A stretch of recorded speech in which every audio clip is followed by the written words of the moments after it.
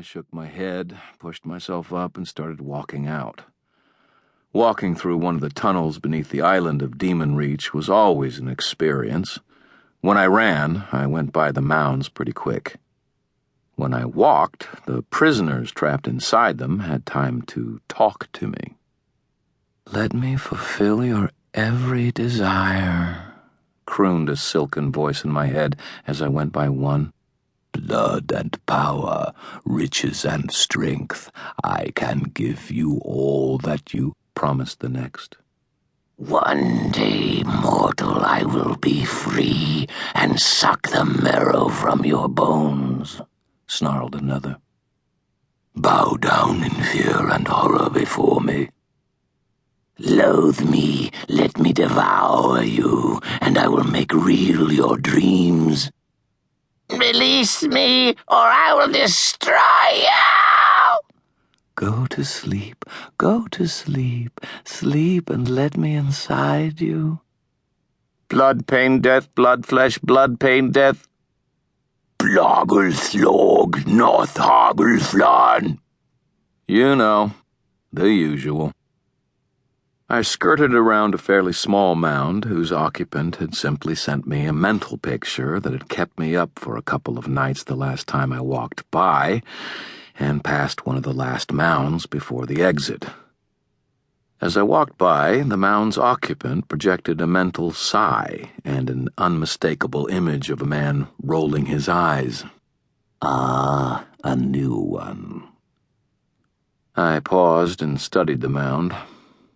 As a rule, I didn't communicate with the prisoners. If you were locked up under Demon Reach, you were a nightmare, the likes of which few people could really understand. Immortal, savage, and probably foaming at the mouth, hair on fire, crazy to boot. But I'd been locked up almost as well as the prisoners for months, trapped on the island and in the caverns beneath. There wasn't a lot of choice. Until I got the thing in my head out again, only the island had the power to keep it in check. I had visitors sometimes, but the winter months were dangerous on Lake Michigan, both because of the weather and because of the ice, and spring had only barely begun to touch the world again. It had been a while since I'd seen anyone. So I eyed the mound, one about the size of a coffin, and said, "What's your problem?" "You, obviously," replied the occupant. "Do you even know what the word stasis means? It means nothing is happening. You standing here, walking by, talking to me, for God's sake, buggers that up entirely, the way you novices always do. What was the phrase? Ah, yes. Piss off." I lifted my eyebrows. To date, every single prisoner who had tried to communicate with me had been pretty obviously playing to get out, or else howling nuts. This guy just sounded British. "Huh," I said. "Did you hear me, Warden? Piss off." I debated taking him literally, just to be a wise ass, but decided that body humor was beneath the dignity of a wizard of the White Council and the warden of Demon Reach, thus disproving everyone who says I am nothing but an overgrown juvenile delinquent. "Who are you?" I asked instead.